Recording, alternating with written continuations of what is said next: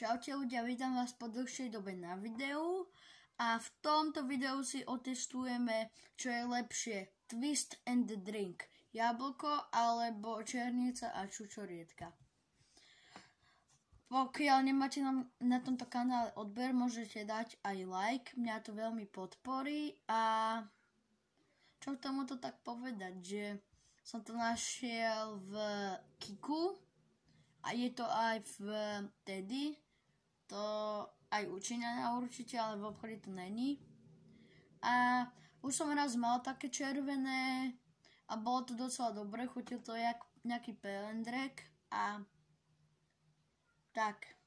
Blížime sa k 50 odberateľom, už máme 29 a keď bude 50 odberateľov, tak dáme nejakú ochutnávku veľkú, dáme tam nejaké, nebude to ochutnávka, dáme tam nejaký špeciál, že konfety, potom tam dáme nejaké Coca-Colu s mentoskami a nejakú ešte ochutnávku, alebo nejaký ešte k tomu tam dáme nejaký habuš babuš. Tak, dobre, s čím by som začal?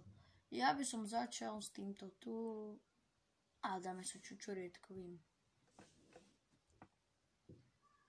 Dobre, otestujeme čučoriedkovi. Tak to je otváranie ako. Au. Celá boli. A tak stačí iba zakrútiť. Tak tu máme otvorené a na to.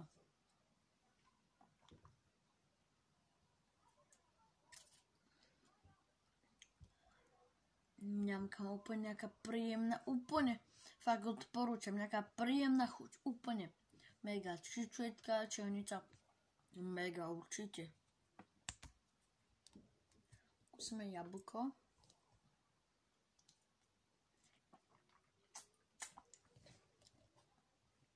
Fúj, to je lepšie, tieto mi chutia strašne, odporúčam extrémne.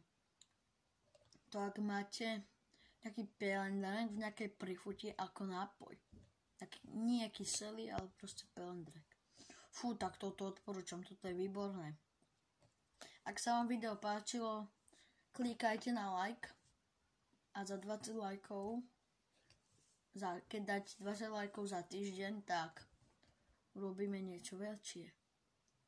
Takže klikajte a čau.